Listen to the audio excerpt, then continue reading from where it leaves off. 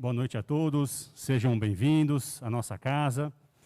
Hoje recebemos nosso amigo, companheiro, Maxilânio Lacerda, que é um trabalhador da Federação Espírita Brasileira, e ele vai abordar o tema já ali exposto, compreendendo a depressão à luz do Espiritismo.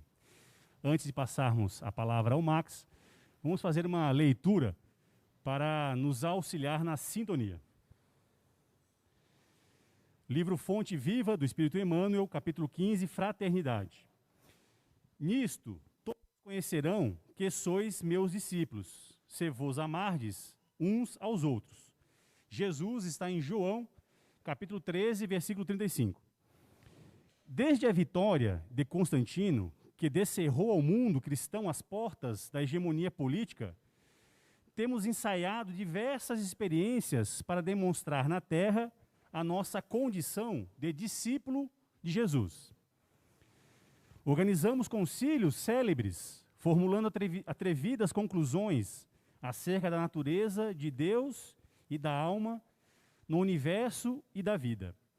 Incentivamos guerras arrasadoras que implantaram a miséria e o terror naquelas que não podiam crer pelo diapasão da nossa fé. Disputamos o sepulcro do Divino Mestre, brandindo a espada mortífera e ateando fogo devorador. Criamos comendas e cargos religiosos, distribuindo o veneno e manejando o punhal. Acendemos fogueiras e erigimos cadafalsos.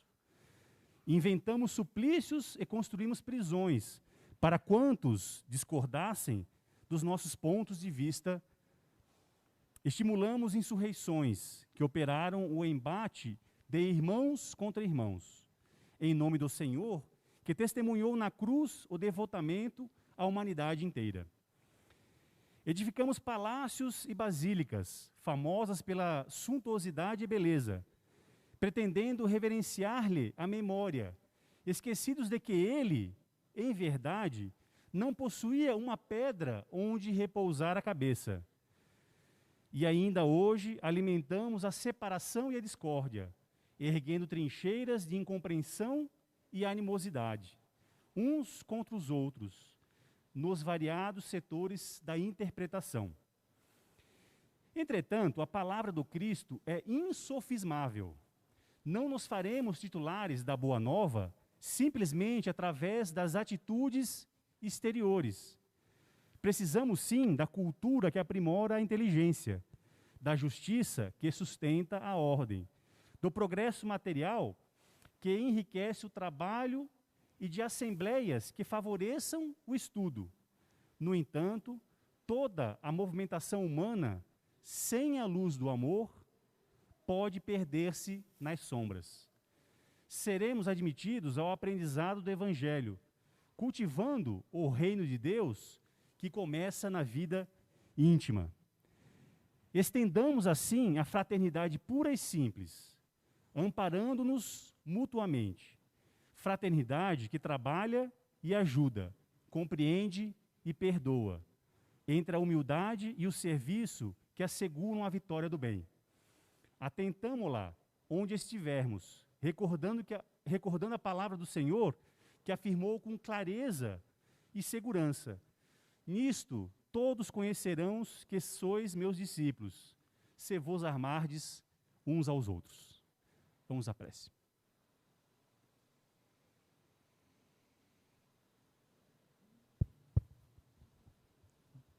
Amigo Jesus, amado Mestre, nosso modelo, nosso guia, nós agradecemos a oportunidade de estarmos aqui reunidos em seu nome. Agradecemos a espiritualidade amiga por ter carinhosamente preparado o ambiente para nos receber, para relembrarmos os ensinamentos deixados por Jesus, para também reabastecermos nossas energias, renovarmos a nossa fé. Que estejamos com os corações e com as mentes abertas, receptíveis para os ensinamentos e as boas vibrações e energias que chegarão até nós nessa noite. Obrigado, Jesus. Esteja conosco, hoje e sempre. Que assim seja. Solicitamos a todos que permaneçam com a máscara, tampando boca e nariz. Ao final, vamos fazer um comentário sobre o uso da máscara, decorrente do decreto do prefeito, mas no final a gente faz a explicação. Passamos a palavra ao nosso companheiro Max Lânio.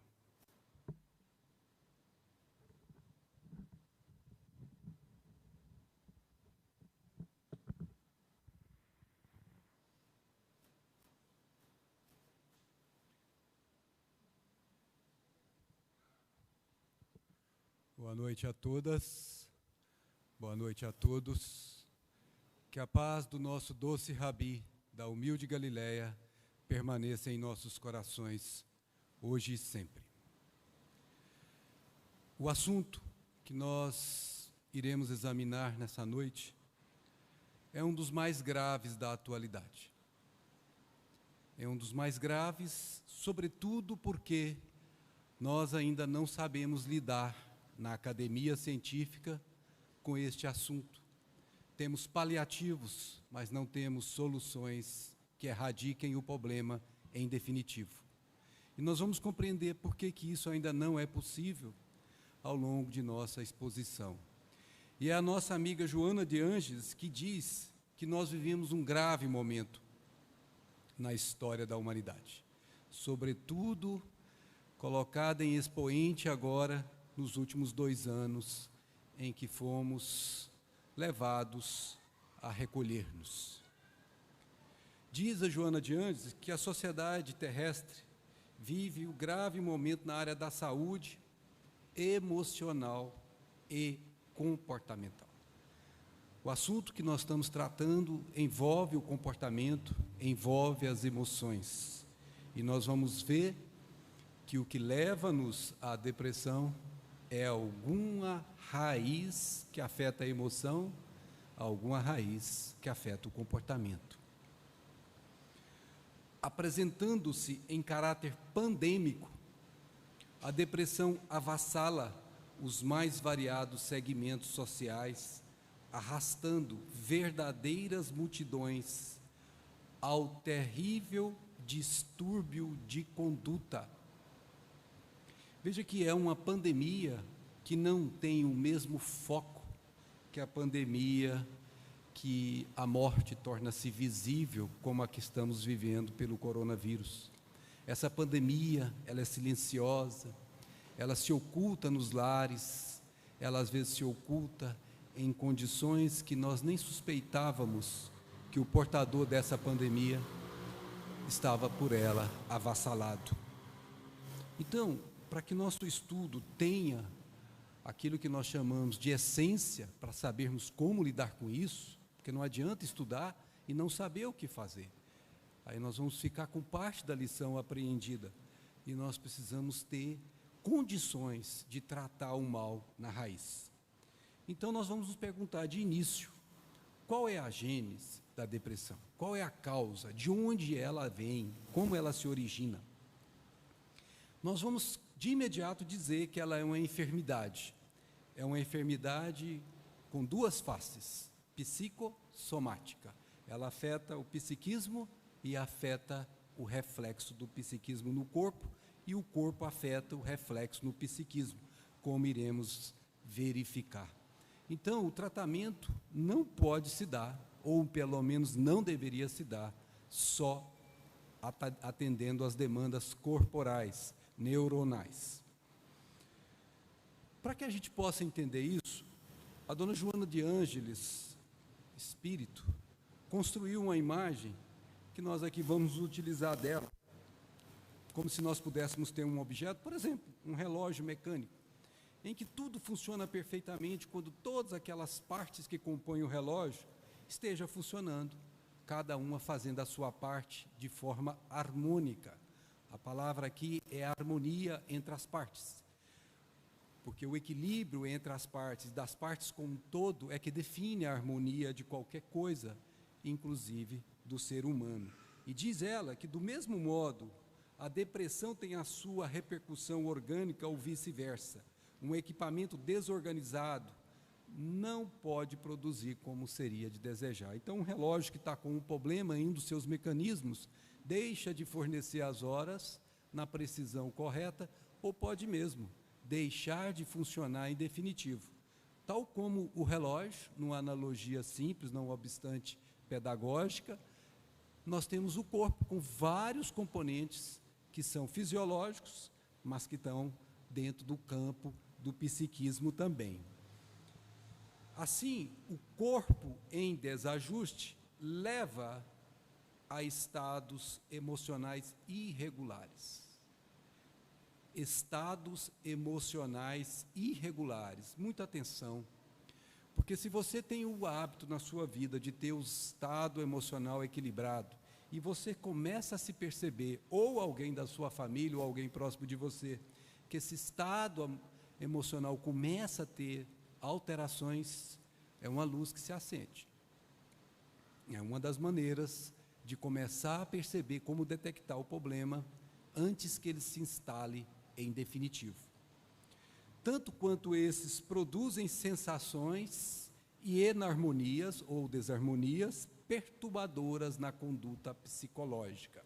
Então, nós sabemos que o corpo atua sobre o perispírito e o perispírito atua sobre o corpo, numa via de mão duplas. Então, se o corpo está desequilibrado, também desequilibra o psiquismo, e isso reflete de novo no corpo e vira uma via de mão dupla que torna-se um problema.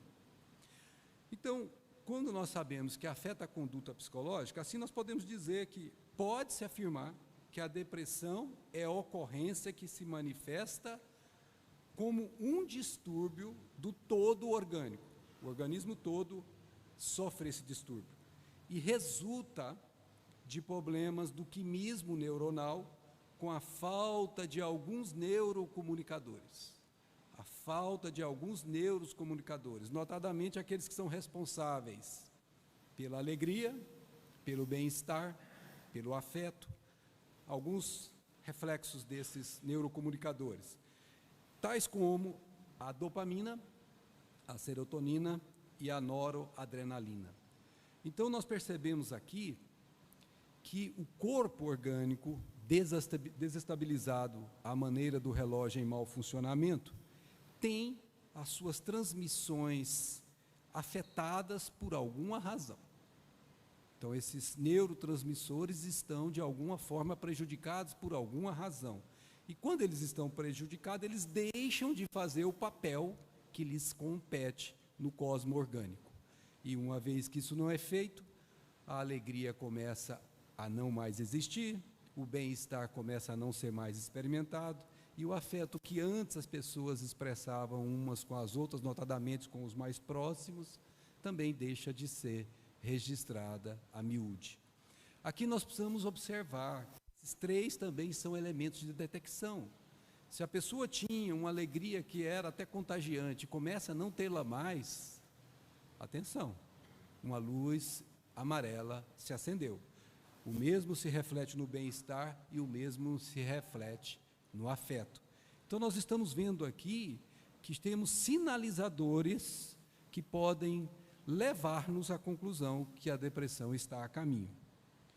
Porém, serotonina, noradrenalina, são repercussões no cosmo orgânico. Porém, aprofundando-se a sonda investigadora a respeito desse cruel distúrbio comportamental da área da afetividade, são palavras de Joana de Ângelis, a doença se exterioriza em razão do doente, que é sempre o espírito reencarnado em processo de reequilíbrio dos delitos anteriormente praticados.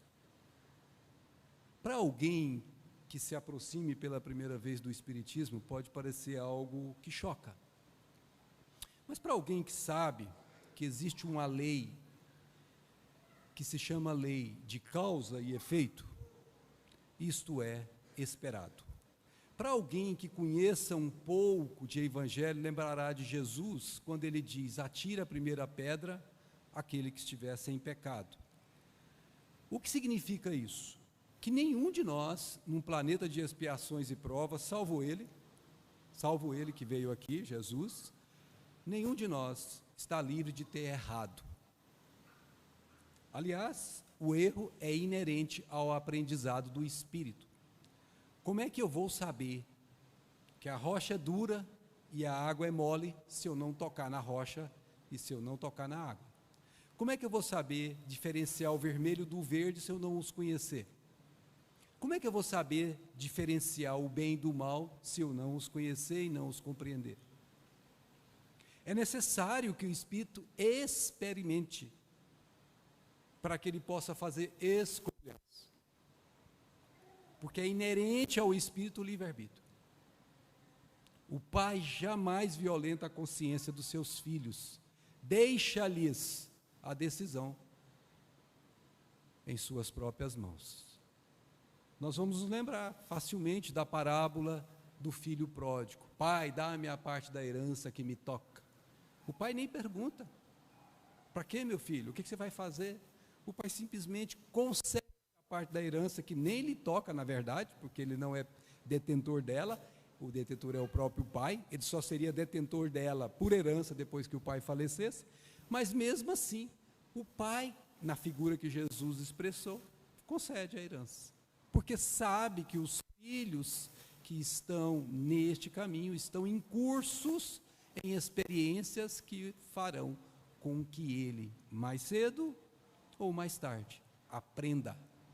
Porque é um processo de aprendizado, que precisa ser fixado em nosso íntimo profundo, precisa ser, de uma forma ou de outra, estabelecido em nós, até que se torne a nossa própria personalidade. Por isso as experiências são muitas e muitas vezes repetidas, como naqueles exercícios que a gente fazia, e que a gente faz até hoje nas escolas. Quando a gente aprende uma matéria nova, sempre tem depois exercícios de fixação, é assim que se chama.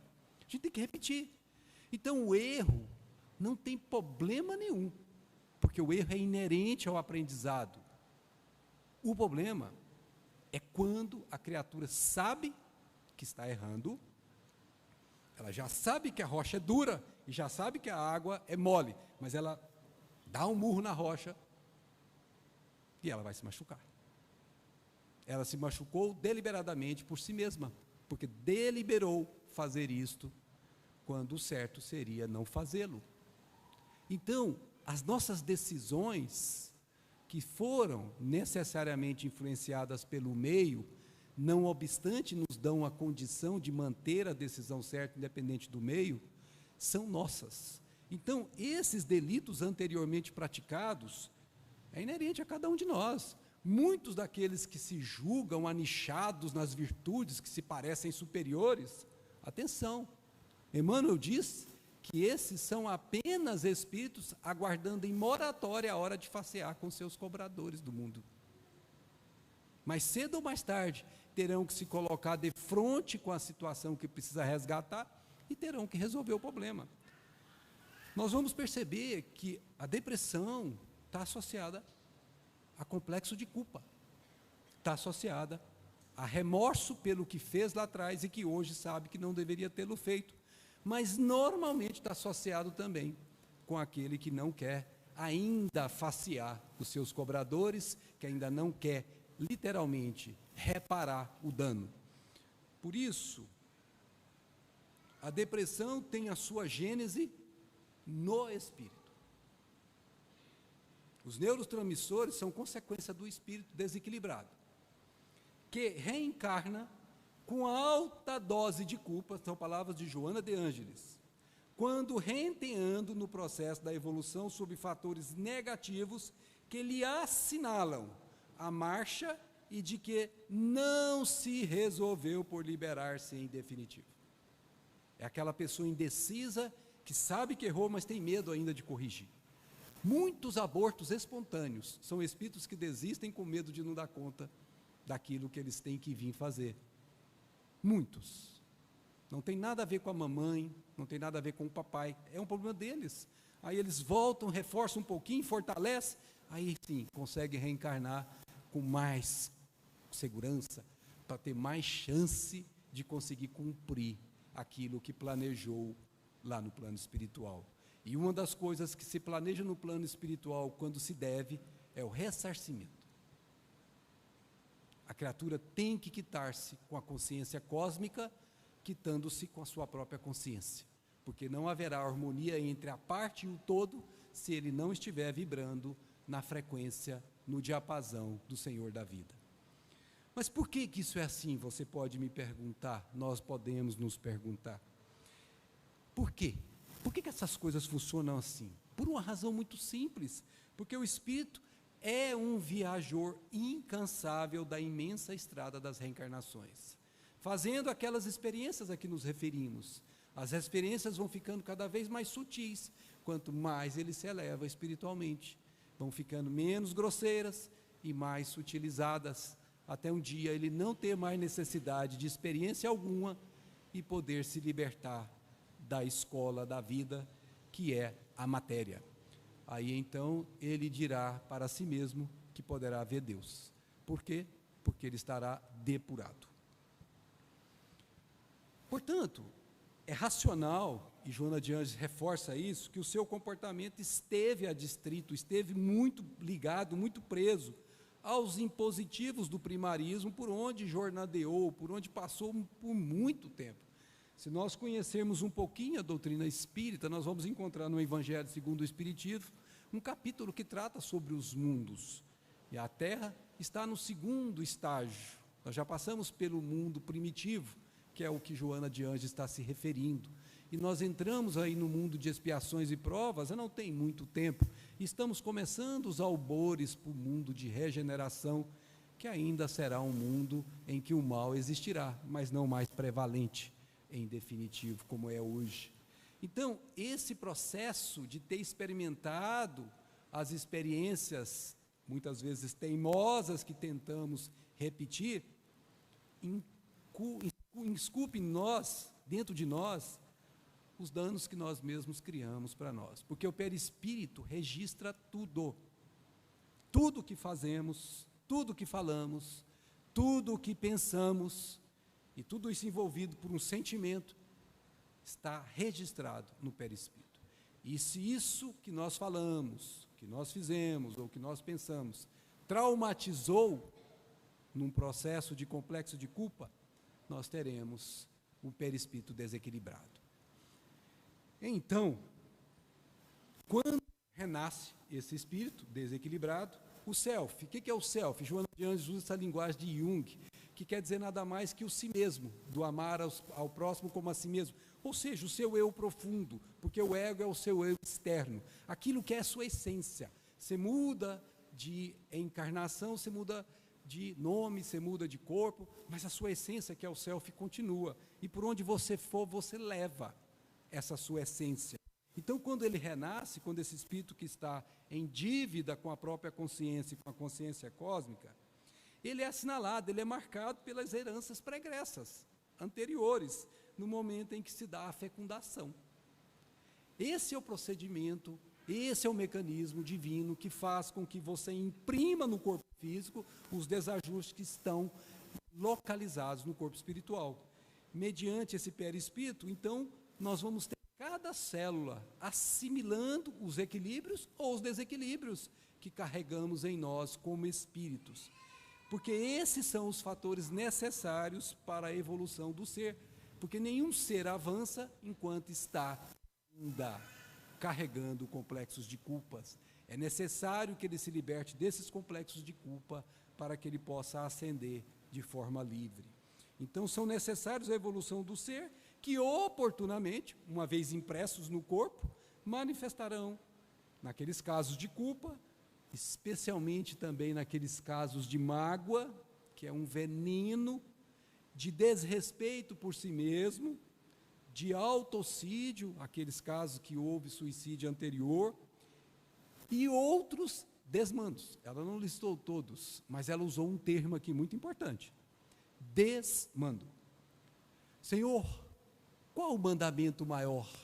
A palavra é mandamento. Então, quando você não cumpre o amar a Deus sobre todas as coisas e o próximo como a si mesmo, você está em desmando com a lei divina. Isso vai provocar na criatura a chance de se ter depressão. Não necessariamente a depressão propriamente dita. Por quê? Porque, como estamos estudando aqui, o objetivo aqui é compreender. Nós teremos como confrontar isso de maneira lúcida, racional, sabendo o que faz, a despeito das dificuldades que teremos que facear. Nós teremos como fazer isso. O espírita que estuda, que conhece, que se aprofunda nessa doutrina, que não é uma doutrina de superficialidade, esse espírita está melhor preparado para a vida do que aquele que não faz isso. Ele sabe como fazer. Pode até não dar conta, mas ele vai fazer melhor do que quem não sabe, mesmo não conseguindo atender todos os requisitos que ele já detém em si. Então, o que nós vamos fazer aqui é aprofundar um pouquinho mais esse entendimento. A inevitável transferência de dramas e tragédias de uma para outra existência carnal ressumam, afloram, aparecem como conflito. Esta é a palavra. Só que não é um conflito qualquer não, porque conflito nós vamos sempre ter. Mas é um conflito avassalador, aquele que te esmaga, aquele que te deixa para baixo, aquele que te deixa inquieto, aquele que te deixa numa condição em que você não está em paz. Esse é o conflito avassalador, não é um conflito sadio. A princípio, esse conflito avassalador manifesta-se como melancolia. Vamos ver o que é essa tal de melancolia. Mas manifesta-se também como abandono de si mesmo, já não cuida mais, a pessoa cuidava-se, tinha aquela aparência como importante, começa a não mais ligar para isso. De desconsideração pelos próprios valores, pouco importa, tanto faz. No fim, ele acaba perdendo a autoestima, que é um dos claros denotadores de que a criatura não está bem intimamente. Uma coisa é ser tímido por condição do próprio caráter, outra coisa é ser tímido com uma autoestima muito baixa. São duas coisas distintas que o conheça-te a ti mesmo é recomendado para cada um que porta a timidez fazê-lo. Alguns conflitos que podem levar à depressão. Aqui nós começamos a examinar como lidar com esse problema, com essa doença avassaladora. Um dos mais claros e graves é o conflito gerado pela insatisfação. Quando eu queria alguma coisa e não consegui realizar, mas não aceitei não tê-lo conseguido realizar. Muitas vezes faz-se a transferência para o mundo, responsabiliza-se o mundo porque eu não consegui realizar o que eu desejava, muitas vezes egoicamente, muitas vezes de forma caprichosa, querendo atender demandas pessoais sem considerar o outro. Diz ela, Joana de Ângeles, na raiz psicológica do transtorno depressivo ou de comportamento afetivo, eles andam juntos, encontra-se uma insatisfação do ser em relação a si mesmo. Uma insatisfação do ser em relação a si mesmo. E é o problema, que não foi solucionado. Sabe quando você tem que fazer alguma coisa, você fica protelando, e acaba você não fazendo? Aquilo começa a pesar em você, porque você não aceita não tê-lo feito, mas você não teve, por uma razão ou outra, a oportunidade ou a vontade mesmo de fazer. E essa insatisfação, quando passa de uma encarnação para outra, começa a complicar, porque as oportunidades que ele teve naquela encarnação anterior pode não voltar na próxima. E essa insatisfação é alimentada por uma condição que vai saindo de dentro dele, um mal-estar que ele não consegue explicar. Enfim, algo sinaliza que não está bem. Predomina no self, ou seja, na essência profunda do ser, um conflito resultante da frustração. Frustração, gente, temos que aprender a lidar com isso. O mundo não vive ao nosso dispor, frustrações vão existir sempre. E, aliás, quando lidamos bem com ela, é extremamente engrandecedor para o espírito. Frustração de desejos não realizados, nos quais impulsos agressivos se rebelaram, ferindo as estruturas do ego. Então, o íntimo afeta a personalidade, aquela parte externa do ser, o personalismo dela, que emerge, volta-se para dentro, em surda revolta. Por dentro ele está remoendo aquilo em surda revolta. Agride Deus, agride o próximo, agride o pai, agride a mãe, agride a esposa, o esposo, tudo íntimo, muitas vezes não externa, silenciando anseios e o que é pior, fazendo de conta que o mundo não existe, ignorando a realidade do mundo. Costuma se fechar em quartos escuros, costuma se fechar em locais em que as pessoas não encontram, costuma não atender telefones, não responder mensagens, costuma se isolar, tentando fugir daquilo que o avassala intimamente. Os seus anelos, os seus desejos profundos e prazeres disso resultantes, porque não foram atendidos, convertem-se em melancolia. Esse estado mórbido de uma saudade. E nós vamos estudar isso. É um estágio mórbido, um estágio de tristeza mórbido que nós precisamos conhecer um pouquinho. A tristeza é natural. E nós temos estágios em que ela deixa de ser natural. A melancolia é o mais grave deles. Mas o que é melancolia? A melancolia, diz a dona Joana de Ângeles, expressa-se em forma de desinteresse pela vida e pelos seus valiosos contributos, experienciando gozos masoquistas, a que permite, em fuga espetacular do mundo que considera hostil.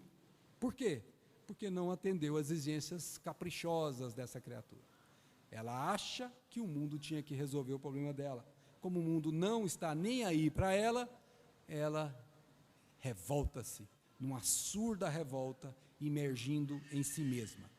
Então, atenção, a melancolia são desejos não realizados.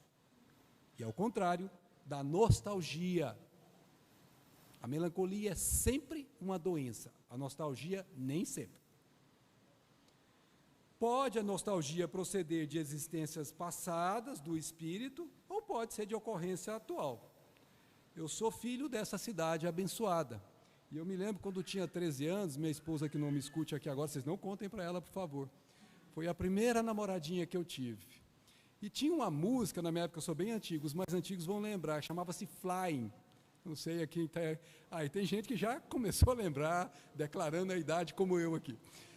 Veja que aquela música me marcou profundamente, porque foi o primeiro namoro desse coitadinho aqui. Quando eu ouço essa música, não tem jeito, eu me remeto automaticamente para aquele mundo que eu vivia aos 13 anos, que era todo cheio de fantasia, e a danada não queria nada comigo, foi um desastre, viu gente, nem conto para vocês. E acabou que aquilo marcou. Isso é uma nostalgia, mas isso não é problema para mim. Pelo contrário, é uma lembrança boa, foi uma experiência de relacionamento humano para preparar-me para um relacionamento mais maduro.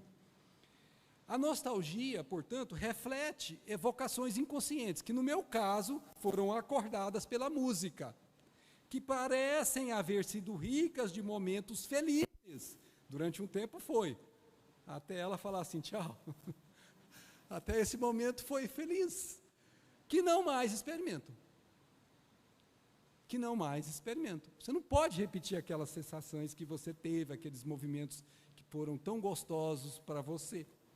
Às vezes eu me pego relembrando, sem perceber, encarnações passadas. E eu consigo claramente delinear, claramente, que ali eu fui feliz. Quando eu ouço Canon, nossa, eu me volto claramente para uma encarnação em que essa música foi muito marcante na minha vida. Então, essas coisas são naturais. Tem nada de errado. Toda a perda de bens, dádivas, de prazer, de júbilos, que já não retornam, naturalmente produzem estados nostálgicos. Tudo bem até aqui. Não obstante, a apresentação inicial é saudável, porque expressa equilíbrio.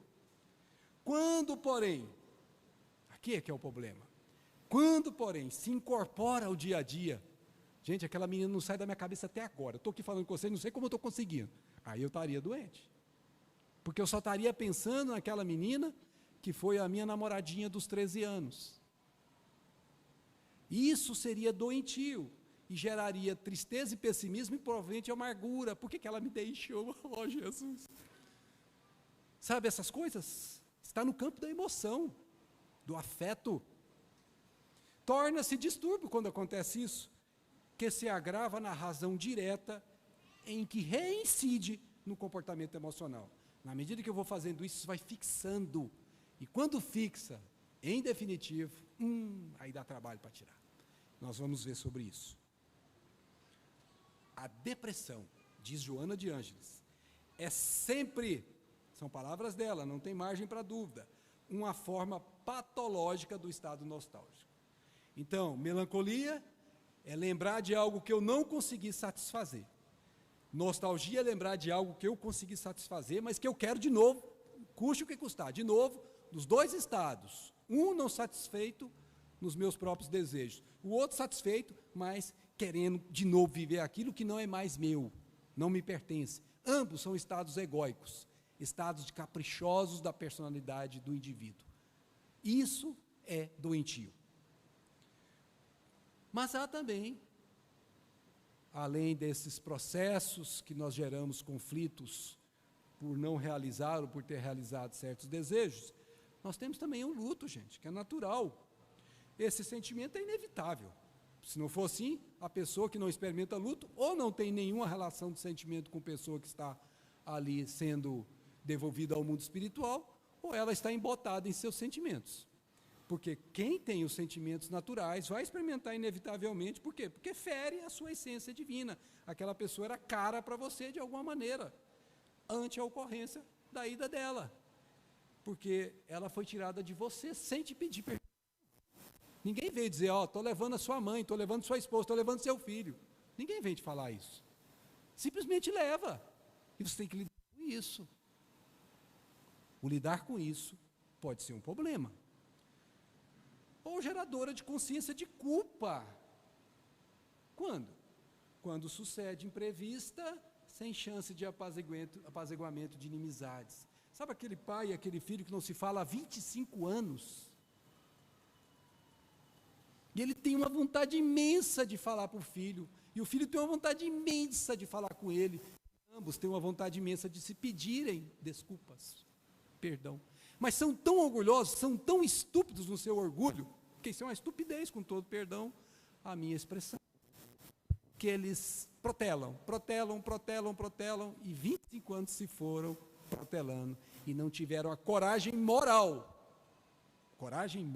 porque isso é coragem, de ir lá dizer, pai, me perdoa, eu era novo, eu era bobo, eu não sabia o que eu fiz, pai, me perdoa, eu não devia jamais ter feito contigo, me deixa te abraçar, pai. Mas não fez isso, e o pai desencarna, antes que ele faça isso. Esse sujeito pode construir uma culpa íntima, mas tem o caso ainda, atos que não foram bem elaborados e deixaram arrependimento, agora convertidos em conflito punitivo.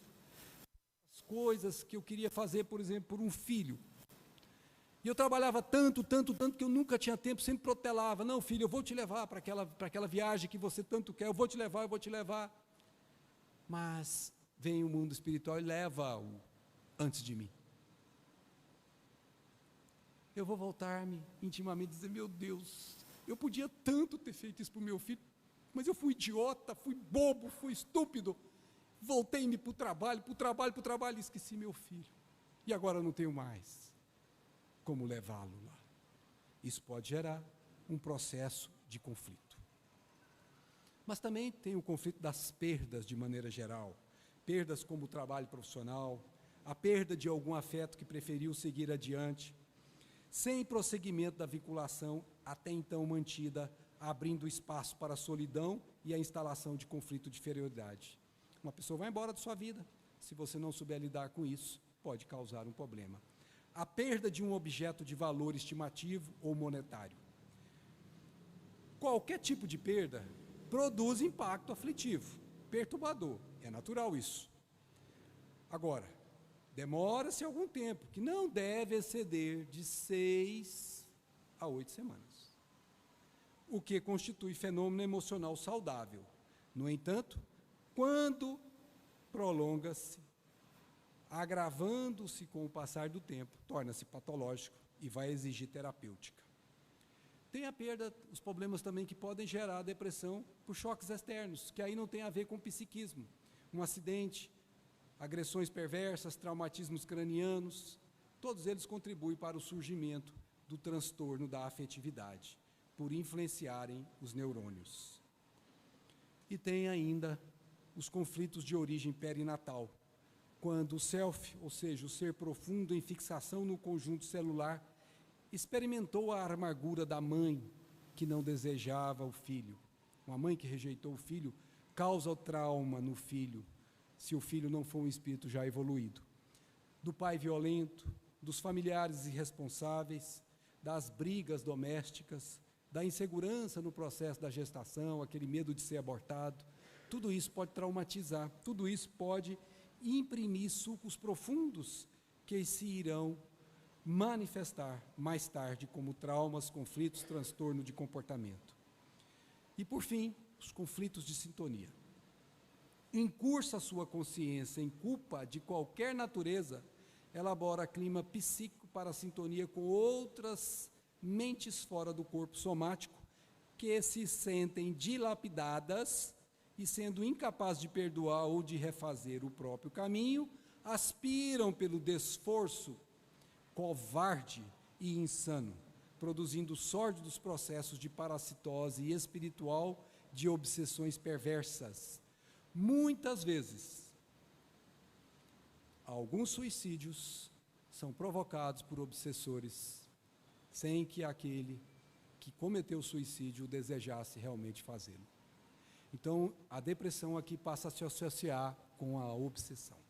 Como o nosso tempo está se esgotando, nós vamos deixar para, nas respostas às perguntas que virão, o complemento do que nós tínhamos que expor aqui. Nós dimensionamos aqui um tempo maior e acabamos não dando conta. E aí, então, nós poderemos falar um pouco mais sobre as dúvidas que advirem. Ok, então? Pessoal, até acabei esquecendo de lembrá-los antes da palestra, mas aqueles que já estão vindo há algum tempo, estão vendo que nós estamos abrindo uns 10 minutinhos para responder perguntas, para que o palestrante possa responder perguntas. Então, se alguém tiver alguma pergunta, fique tranquilo que não precisará vir aqui na frente, nós levamos o microfone até vocês. Também o pessoal de casa, se quiser fazer alguma pergunta, por enquanto ninguém se manifestou, mas se quiserem, levantem o braço que eu levo o microfone. Alguém desejaria? Então, levantou lá no fundo primeiro, depois eu passo para você aqui, só um instantinho.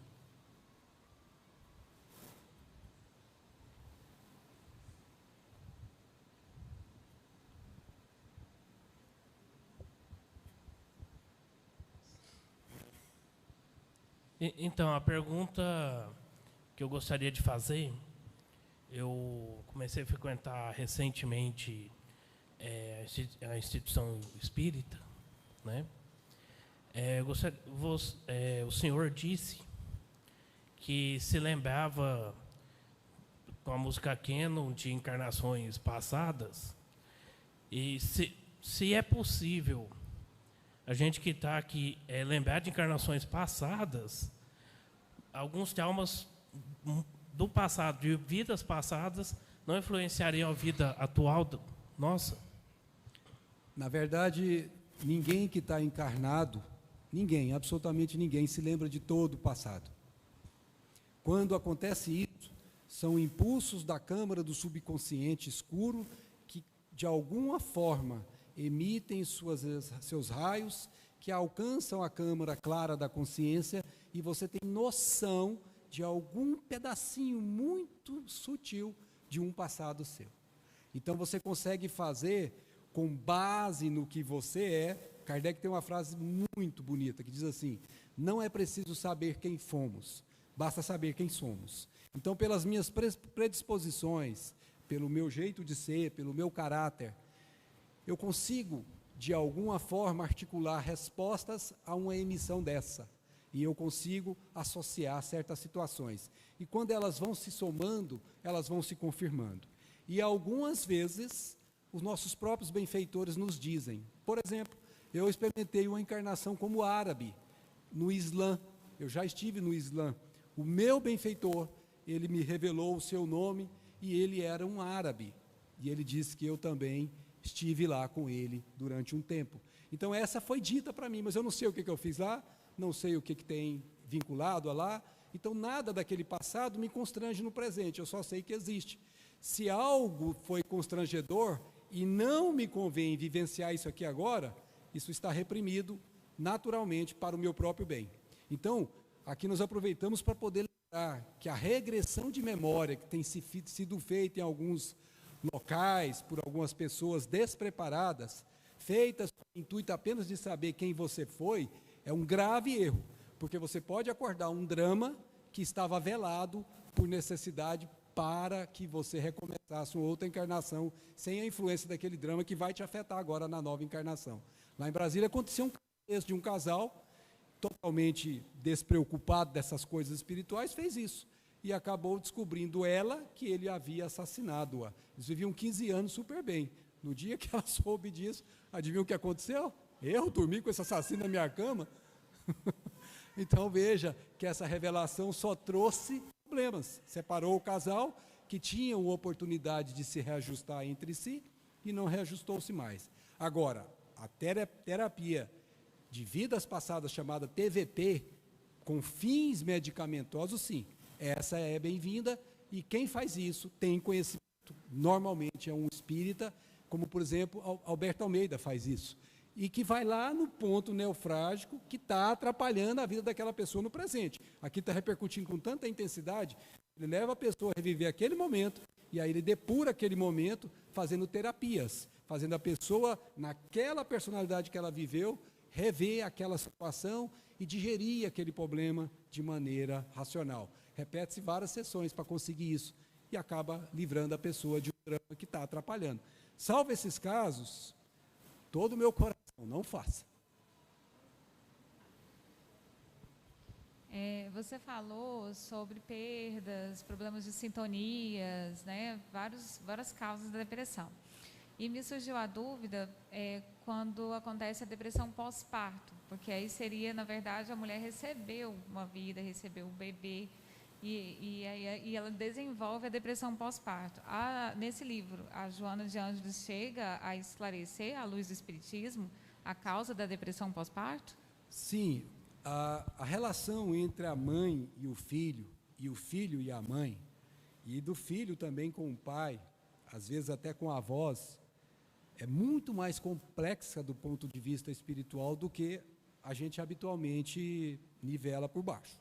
A gente reduz muito as impressões dessas situações quando a gente faz análise vendo só a reencarnação presente. Geralmente, uma mãe que tem, por exemplo, um mal-estar quando o filho está sendo gerado por ela está gerando um espírito com o qual ela tem alguma dificuldade, que ele está ali para ela resolver com ele e ele com ela. Então, uma mãe, quando experimenta essas situações, ela começa a se filtrar como se fosse um mata-borrão, os fluidos deletérios desse espírito, que tem alguma mágoa com ela, tem algum problema com ela, seja de que natureza for, e é muito comum ela experimentar enjoos, não decorrentes do fisiológico. O fisiológico é impactado por esse processo que o espírito causa sobre ela. Ela funciona como um exaustor de fluidos enfermiços, e aí acaba causando mal-estar nela. Normalmente, do terceiro, quarto mês em seguida, pelo que a gente vê na história das gravidezes, a gente percebe que isso vai se equilibrando. Por quê? Porque cada dia é como se fosse um enraizar. O espírito vai cada vez mais se enraizando no novo corpo que está se formando, e ele vai ficando cada vez mais preso a esse corpo, e ele vai perdendo pouco a pouco a sua lucidez, até no dia que nasce ele não tem mais lembrança do passado. E aí se acalmam essas relações. Mas quando a situação pode envolver mais complexidades entre os dois, por exemplo, da mãe para com ele, pode ser que a mãe experimente essas sensações decorrentes, sim, de alguma coisa mal trabalhada, mal resolvida, em que ela precisa agora resolver. E a presença daquele espírito que chegou para conviver com essa pessoa pode acionar esses fatores que estavam guardados e pode sim provocar. Pode ser um processo de culpa por alguma coisa que ela fez no passado. É muito difícil fazer avaliação sem conhecer o espírito. Então, estou colocando tudo na questão do pode. Tudo tem causas anteriores, as causas presentes não explicam esse tipo de situação. Agora, devassar essas causas anteriores, somente o próprio espírito pode fazer. A própria pessoa que está na condição de depressão, quando ela estiver lúcida, ela vai conseguir fazer uma análise íntima de si mesma, por isso que o conheça-te a ti mesmo é fundamental, e ela vai conseguir, pelo menos, esboçar o que pode ter acontecido. E aí, não importa o que aconteceu, importa o que ela vai fazer daqui agora para frente. Isso é que é o ponto. Então, se a gente pudesse dar um conselho para uma mãe que teve essa experiência, ou que está tendo essa experiência, levante-se. Levante-se, não se deixe abater por isso, queira viver, saia, vai ver a luz, saia, movimente-se, tenha estados que sejam de alegria, busque, saia de si, vai ajudar o outro, porque quando a gente ajuda o outro, a gente esquece da gente mesmo, e a gente começa a experimentar um bem-estar à custa do outro. Pelo fato da gente estar ajudando o outro, a gente está sendo o primeiro beneficiado. Aliás, para toda pessoa que está entrando em depressão ou que está em depressão, o melhor remédio é quando você sai de si e passa a ajudar o seu próximo, viver a situação do outro, como se você fosse ele, aquele outro. Hoje de manhã, por exemplo, lá no Jesus Gonçalves, não estava na programação nossa das visitas às famílias que nós fazemos quando toda vez que viemos aqui em Brasília, de Brasília para cá. Nós temos um grupo de umas 60 famílias que a gente acompanha há uns 15 anos, e a gente faz o evangelho no lar na casa dessas famílias. Mas a nossa amiga que trabalha conosco, ela é médium e ela pressente muitas coisas, e ela tem assim umas clarezas muito nítidas daquilo que precisa ser, e ela precisa ir na casa fulana de tal, que ela está precisando de ajuda. E todas as vezes que ela fez isso, estava precisando de ajuda mesmo. Aí quando chegamos lá, uma senhorinha cadeirante, não tem filhos, os parentes dela, nenhum deles existe mais, não querem mais vê-la, e ela é ajudada por uma vizinha, que passa, inclusive perde noite por causa dela, e ela estava lá. E a hora que a gente foi lá, meu benfeitor disse, meu filho, prece e passe, é o que podemos fazer por ela. E aí, eu usei até uma situação que eu não costumo muito fazer, mas que é de uma vivência anterior, que eu coloco o dedo aqui nessa região, que é o terceiro olho dos hindus, e aí eu faço um passe, com toque mesmo nela, e naquela hora os meus olhos merejaram, porque eu sabia que ela estava recebendo o que precisava para se fortalecer, para desencarnar. Ela vai desencarnar, eu não tenho dúvida disso, porque foi me dito isso, mas ela precisa desencarnar com paz. Então essas coisas, quando a gente experimenta, eu saí de lá tão bem, por deixá-la melhor, de alguma forma, e eu fui nada mais, nada menos do que um instrumento, eu só fui agente da ação dos benfeitores. Isso faz com que você viva bem, viva melhor, o seu dia passa a valer a pena. Então, todo mundo que está experimentando uma situação de depressão, fazendo isso, não tem tempo para ter depressão. Dona Joana de Anjos chega a dizer assim, todo aquele que seca lágrimas, não tem tempo para secar suas próprias lágrimas. Nós temos mais 3 perguntas, só que não vai dar tempo para as 3 perguntas. Tinha já surgido 2 perguntas aqui pelo YouTube, nós faremos uma, e a da Elo, nós depois vamos repassar a sua pergunta para o Max Lânio, e eles nos passam a resposta e nós passamos para você. E acompanhando ali, eu pediria que você procurasse o Max depois. Ah, tá. Porque o nosso tempo não vai dar. A gente até gostaria de ficar aqui mais tempo. Se vocês se animarem a perguntar mais, a gente pode até reduzir um pouquinho mais o tempo da palestra para abrir um espaço maior para as perguntas. Mas a questão é que impacta isso lá na evangelização. A gente não pode estender demais porque lá, às vezes, fica difícil controlar além do horário programado. Então, a pergunta seria, qual a postura da família se tem uma pessoa depressiva no lar? E aí, se você, Qual o que? Não a entendi. postura da família postura. quando você tem uma pessoa depressiva. E se você puder também dar uma sintetizada, por favor. Ninguém que tem na família alguém em depressão está nessa família por acaso. É um coadjuvante no processo de recuperação de alguém que está passando pela experiência dolorosa. E esse alguém que está ali tem o dever de se devotar a fazer o máximo possível em benefício daquele que está sofrendo esta enfermidade. Isso significa, para essa pessoa, que ela vai ter que renunciar a si mesma em benefício daquela pessoa que com ela transita a encarnação na condição doentia. Ela vai ter que ter certeza íntima de que está fazendo isso não por obrigação. Ela está fazendo isso por uma questão do coração. Ela tem que ter a certeza que ela precisa fazer uma abnegação de si mesma, uma devoção de si mesma em prol daquele. Ela precisa se esforçar ao máximo para ajudar a pessoa a se levantar, porque se levantar, propriamente dito, é a própria pessoa que fará. Ela precisa ter criatividade de ajudar a pessoa a ver diferente do mundo, porque uma pessoa em depressão é uma pessoa com a mão na ideia, está fixado numa ideia, e ela precisa ajudar essa pessoa a ver novas ideias, novos horizontes, alargar as possibilidades da vida. Se ela fizer, ela estará contribuindo para que essa pessoa, pouco a pouco, volte a viver como ela vivia. E se essa pessoa conceder, e essa pessoa tiver condições, leve essa pessoa para vivenciar uma situação de assistência de alguém que está em condição ruim. Nós temos casos em que uma pessoa que estava nessa condição depressiva conseguiu ir conosco num trabalho de visitação de famílias, isso foi lá em Brasília, e chegou lá e encontrou a família num estado, socialmente dizendo, deplorável. Abriu a geladeira, tinha nada, absolutamente nada para comer. E aí a família recebeu a doação e as criancinhas que estavam lá, passando necessidades, literalmente. A hora que viram o docinho que estava, aquela alegria, aquele olhinho grande, cresceu aquele sorriso, nossa tio, que gostoso.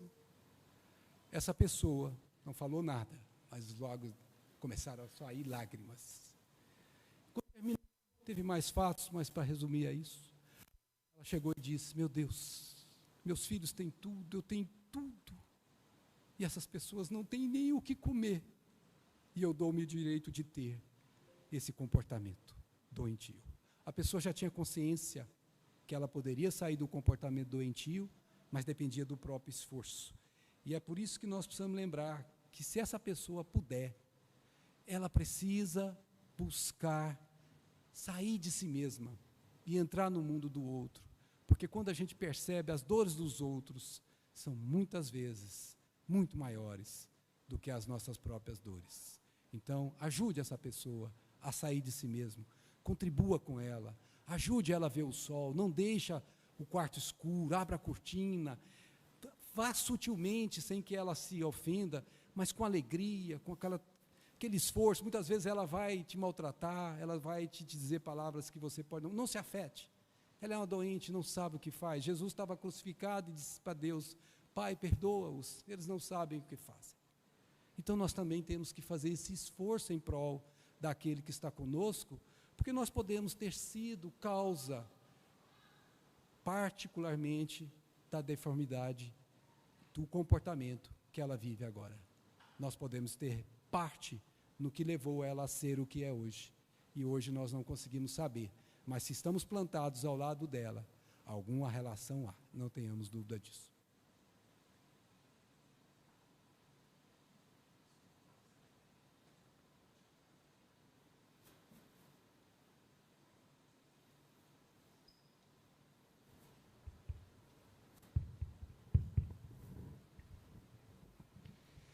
Obrigado, Max, pelas reflexões. Certamente elas vão nos ajudar a mexer com o nosso íntimo. Muito obrigado, que nosso Mestre Jesus continue amparando aí a sua divulgação da mensagem dele. No próximo domingo, o expositor será o Jairo Teixeira. Todos estão convidados. Sobre a questão do uso de máscara, que todos devem ter visto que recentemente, mais especificamente no sábado passado, o prefeito fez um decreto desobrigando o uso da máscara. Mas vejam bem, justamente ele desobriga, mas ele deixa facultativo para quem quiser usar. Diante disso, convocamos uma reunião emergencial, fizemos até virtual, entre alguns membros da diretoria para discutir essas questões. E levando em consideração alguns pontos, né, a direção da casa resolveu manter obrigatório, dentro da instituição, que é uma instituição particular, né, não é pública, essa normativa em que as atividades que são desenvolvidas dentro de recintos fechados, como a reunião pública, a evangelização, os estudos, vamos permanecer obrigatório com o uso da máscara. E aí, diante de alguns companheiros que frequentam a casa, que nos procuraram para falar assim, olha, mas eu não posso ter o meu direito de não usar? Sim, você pode, e nós respeitamos isso. Mas a casa também tem o seu direito, como uma instituição particular, de estabelecer as regras que ela ache mais necessárias. E assim, essa regra, por que essa regra? Não é para deixar ninguém desconfortável, não é para tirar o direito de ninguém, não é para confrontar ninguém, mas é justamente o contrário. O que a casa pensou? Em dar segurança a todos que estão aqui. Se vocês pararem para pensar no decreto, e não é obrigatório o uso nos estabelecimentos fechados, a gente entra no estabelecimento, fica alguns minutos e sai. A gente não fica aqui no estabelecimento 40 minutos, 50 minutos, 1 hora, e sentado assim lado a lado. Então, a máscara ela se torna ainda eficiente.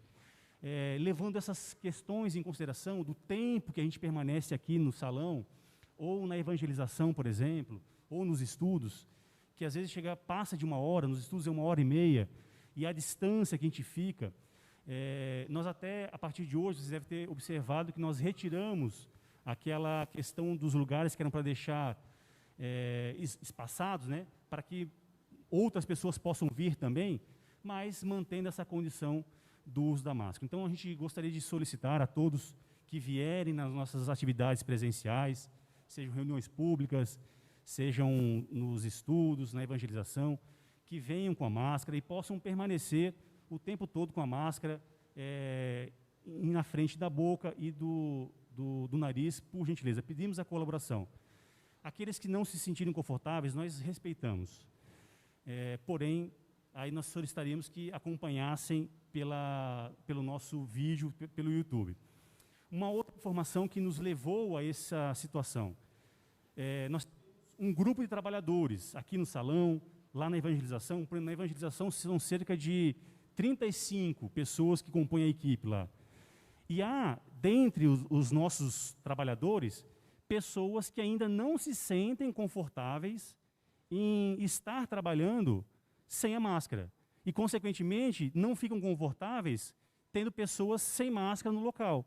E se a gente liberar essa opção de ser facultativo, haverá trabalhadores que não virão para o trabalho.